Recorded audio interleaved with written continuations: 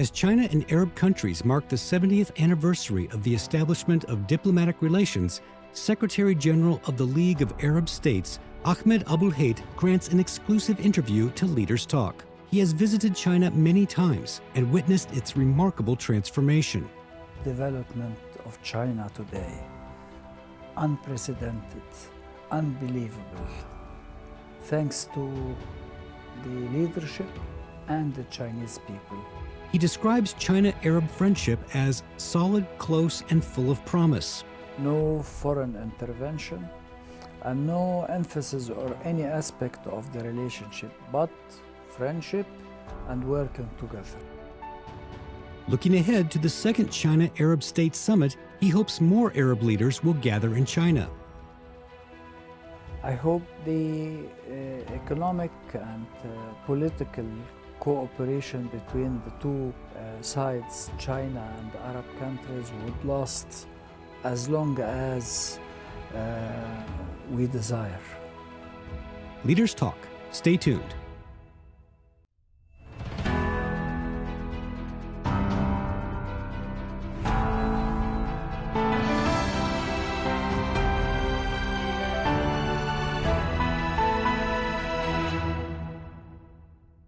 Hello and welcome to Leaders Talk, where we meet leaders, thinkers, and trailblazers. I'm Wang Guan.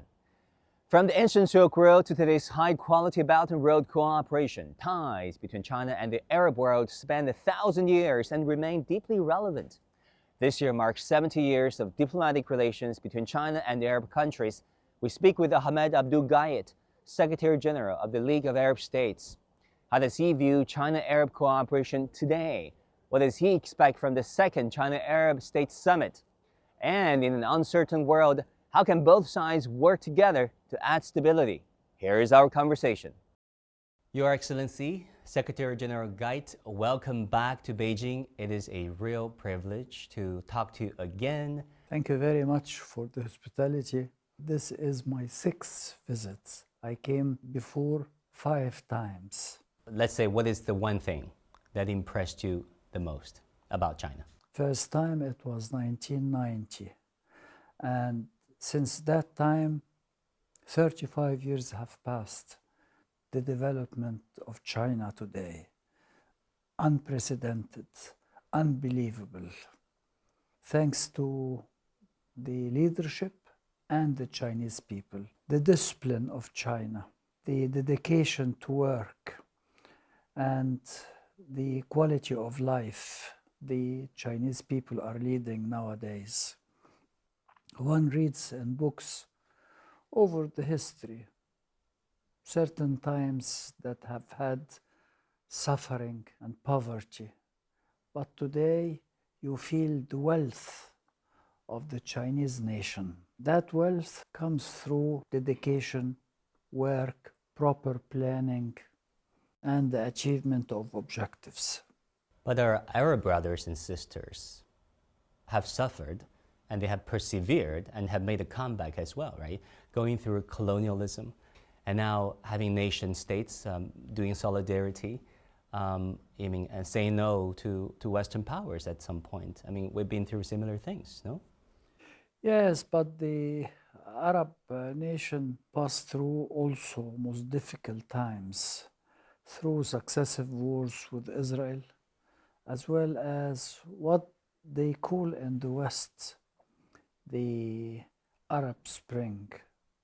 The Arab Spring damaged lots of Arab countries, and since then, 2011, people in many Arab countries have been suffering. Thank God that we are coming out intact, one piece, solid, and working for the unity of Arab countries.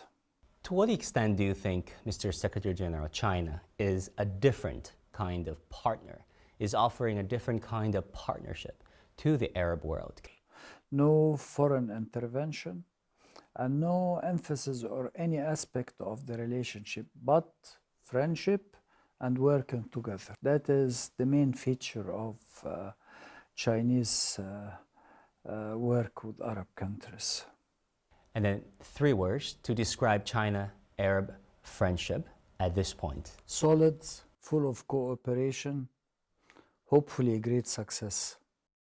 The League of Arab States, commonly known as the Arab League, was founded in March 1945 as a regional international organization to strengthen unity and cooperation among Arab countries. It currently has 22 member states. Over the past 80 years, the Arab League has worked to enhance cooperation among its members and promote their shared interests. China established contacts with the Arab League in 1956. In 2018, the two sides formed a China-Arab strategic partnership featuring comprehensive cooperation, common development, and a shared future. So I wanted to ask you, Mr. Secretary General, about this very important anniversary, the 80th anniversary celebration events of the League of Arab States, and the celebration took place quite extraordinarily in here, Beijing, China. Why China? Why Beijing? We celebrated in Cairo the 80th anniversary, but there was one country where Arab League is represented that we wanted to show our flag and the 80 years of the life of Arab League. We made the choice of China for the cooperation that we have had with the Chinese over the last 20 years. Arab League and China established a kind of a forum of cooperation in 2004. So it is already 21 years. A ministerial meeting between the foreign minister of China and all the Arab foreign ministers once every 2 years. We have had also in 22 in December in Saudi Arabia, the first Arab summit. We will be having the second Arab summit in Beijing 26. So we find easiness in the cooperation with China, and the Chinese are reciprocating to our friendship. So we are working together. As you rightly mentioned, sir, we're marking the second ever summit of China-Arab States next year in China, and President Xi, when he looked forward to that very summit, he said it would be another milestone for China-Arab States relations. What would be your hope and expectations for this second ever China-Arab States summit? I hope it takes place 26. I hope that the greatest number of Arab leaders would attend, and that the economic and political cooperation between the two sides, China and the Arab countries, would last as long as we desire.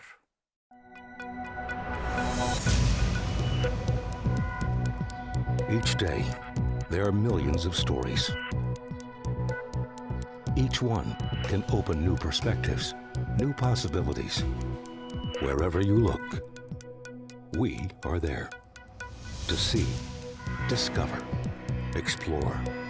We put the pieces together to find what really matters to you, all around the world, all around the clock. Our reporters are at home across the globe. From our headquarters in Beijing and production centers in Washington, Nairobi, and London. Stories from across the globe, reaching people across the globe. CGTN. See the difference.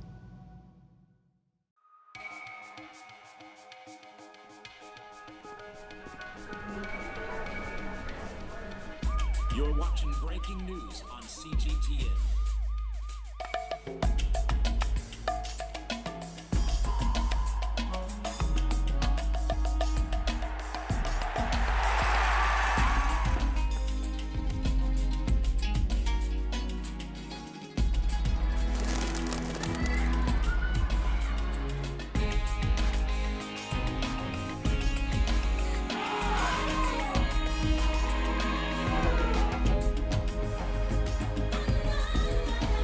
You're watching CGTN. the latest market-moving headlines from around the world.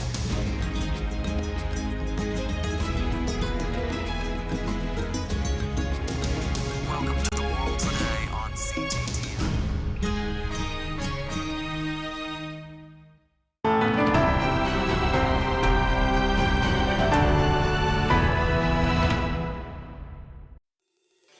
An Arab proverb says that friends are the sunshine of life. The friendship between China and Arab countries grew out of exchanges along the ancient Silk Road, joint struggles for national liberation, and win-win cooperation in national development. In recent years, under the strategic guidance of President Xi Jinping and leaders of Arab countries, practical cooperation between China and Arab countries has continued to deepen. China has remained the largest trading partner of Arab countries for many consecutive years. In infrastructure, major projects built by China have become new landmarks across the region. Egypt's new administrative capital skyscraper, locally known as the New Pyramid, the more than 1,200-kilometer east-west highway in Algeria, the Lusail Stadium, the main venue of the FIFA World Cup in Qatar, and Morocco's Mohammed VI Bridge, Africa's largest cable-stayed bridge by span. These new name cards of Chinese construction stand as vivid testimony to China-Arab shared development. If you look at China-Arab trade and economic relations, sir, it's I tell robust. You, the trade in 2004 was possibly running around $46 billion a year, the exchange between both. This year, it is approaching $409 billion up till now, 2025. So maybe tenfolds increase. That shows that cooperation leads to benefits for both. Because the Arab League was among the first regional bloc anywhere in the world to endorse this, Yes. the Belt and Road infrastructure Yes, project. yes. All Arab countries are contributing to the Belt and Road. All of them are members and working together with the Chinese directly for the Belt and Road success. Like you did in the ancient Silk Road, you know, the Chinese Yes. and Arabs, Yes. they exchanged And the other proximity of things. geography too, because geography allows such course. Sir, if you think about our relations, it was rooted in history, as you said, Mr. Secretary General, going all the way back. You know, the Chinese kids these days are familiar with 1001 Nights, with Aladdin, the tales, with cartoons, with fairy tales of Alibaba. And Arab traders coming to China. So it is a long-standing history. Then how do you expect the current Belt and Road Initiative to reinvigorate these relations? I mean, going forward, what are the new areas that you feel most excited about in working Everything with from China? AI, making strides and success in AI, to sciences, to education, to everything. Everything. The sky is the limit for all kinds of cooperation between Arab countries and China. Artificial intelligence can be key. I mean, Absolutely. And Chinese companies are striving in Arab countries. we know they're building industrial parks in Cairo, the future cities there, right? The administrative city, many Chinese countries are contributing to the establishment of such a great city. Not just on the cultural side, we're very happy to see the passion among the Arabs of learning Chinese. Yes, I was amazed a few years ago, maybe less than 5 years ago, when I was attending a kind of an industrial fair, and there was a Chinese official representing one of the major Chinese companies. He was accompanied by an Egyptian young lady who spoke Chinese fluent, perfect. So I asked her, "Where did you learn your Chinese?" And I was figuring that she went to Beijing, received the education and returns. She said, no, I have had my Chinese education in Cairo University. So it shows that And many Egyptian universities are teaching Chinese nowadays. What part of the Chinese culture intrigues you, Mr. Secretary General, personally? Sun Tzu, Oh, Sun Tzu, the art of war. the art of war. For someone to write about the art of war in that way, preceding everyone. So Sun Tzu is a great contributor. What particular strategy manifested by Sun Tzu impressed you the most that you think can still apply That to you modern can day win world? without going to battle. You can win without going into battle. That you would maneuver yourself to a position whereby your opponent or enemy or foe would withdraw. So you check him. You read President Xi's books or his works? I read a lot of his comments and his statements. You met with him many times. I met first time What were those meetings when like? he was vice president. I was struck by his composure and his quiet. Then I met him again during 2018 when I came as Secretary General of the League amongst Arab foreign ministers in a ministerial meeting. So we met him. Then I met him third time in Saudi Arabia in December 22, and last year in Beijing again in the ministerial. So I met him possibly 5 times. He came across as what kind of a friend to the Arab world? He's a great friend of. He represents a Chinese nation that is emerging solidly, and that is gratifying. He's sure of himself, very sure of himself. If you have been watching TV during the military parade in Beijing and how he was saluting the troops, the very disciplined, well-composed, solid parade, you would be amazed. You might think you are better informed in an information age. The fact is, people are more often misled by misinformation. You might think every voice is heard in a digital world. The fact is, many nations and peoples are still underrepresented. And data poverty shuts out many. We at CGTN are committed to transcending the information gap and the digital divide. CGTN, bridging nations and civilizations. CGTN, see the difference. We are all connected. Across borders, across continents, connected by ideas, a shared humanity. Stay connected.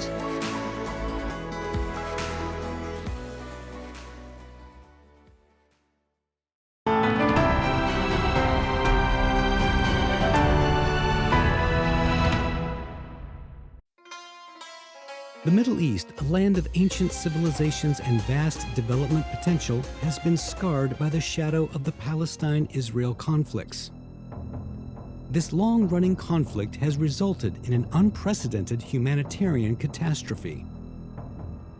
China has always stood with Arab countries, from supporting the two-state solution to promoting ceasefire resolutions at the UN Security Council, from providing emergency humanitarian assistance to calling for broader international peace conferences.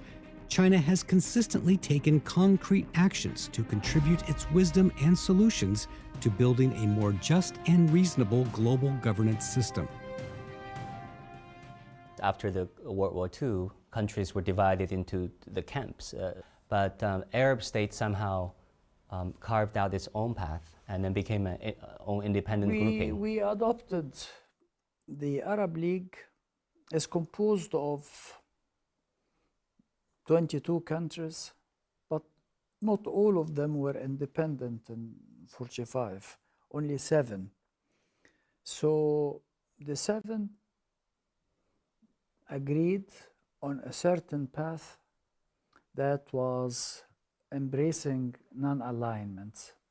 And since the establishment of the movement, the non-aligned movement in 61, or let's say since Bandung summit in 55 in Indonesia, the Arab League was following non-alignment between the Western world and the Soviet bloc.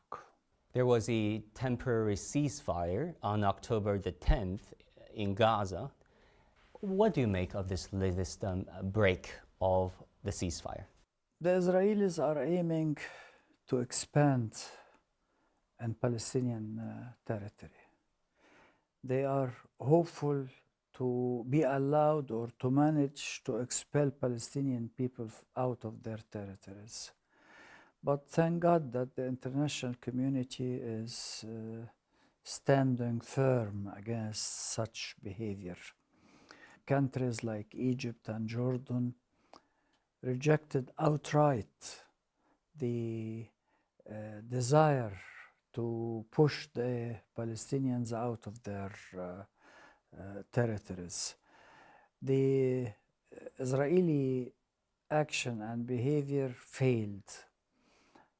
And the Security Council at last adopted only yesterday a resolution making slight difference to the possibility of the two states living side by side, Palestine and Israel.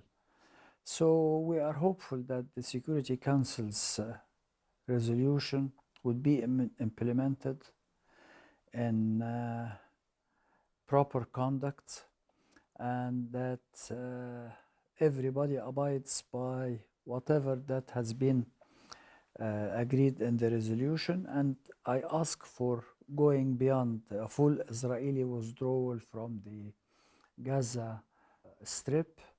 I ask for a solid, strong, organic relationship between the West Bank and Gaza. I hope for a continuous rebuilding of the cities that have been demolished and destroyed beyond recognition. And I hope that the Palestinian Authority would be allowed to emerge back in Gaza, aiming at the establishment of a Palestinian state ruled by the Palestinians themselves.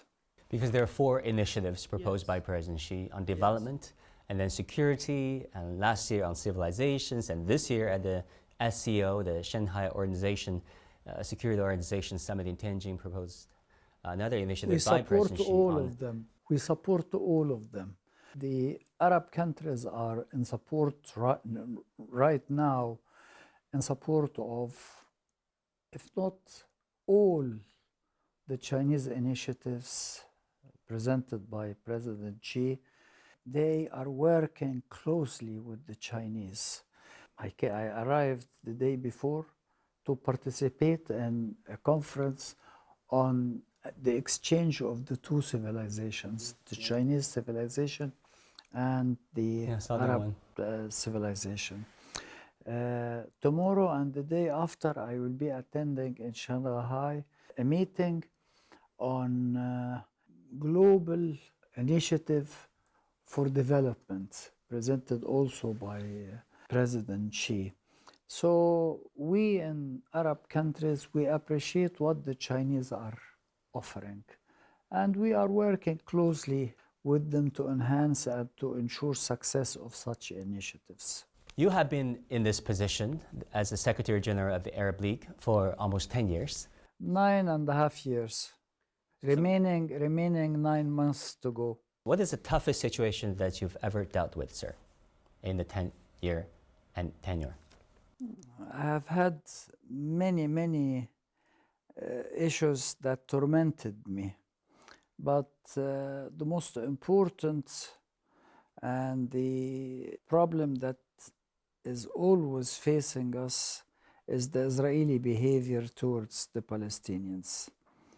The Israelis are acting in a violent, continuous violence against the Palestinians, and the sense of superiority and the sense of extremism against the Palestinians, unprecedented in the annals of history.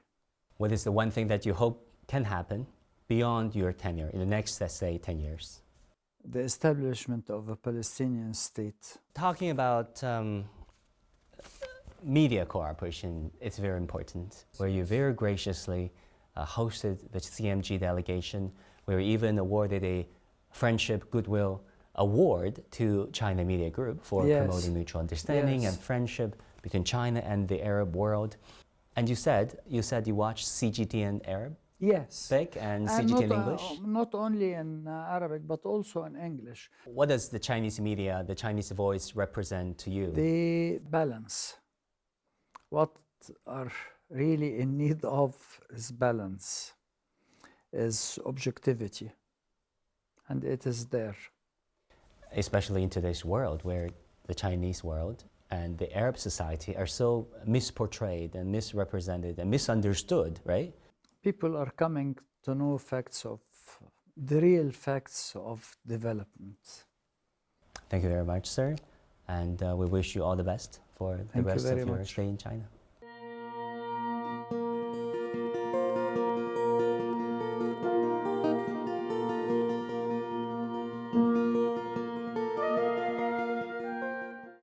In our interview, Secretary General Gheit voiced strong support for President Xi's 4 global initiatives, describing China-Arab states' relations as solid and forward-looking. He complimented China's principle of non-interference and cooperation without political strings attached, highlighting progress in practical and people-to-people exchanges and expressing strong expectations for the 2nd China-Arab States Summit in 2026. Thank you for watching Leaders Talk. See you next time.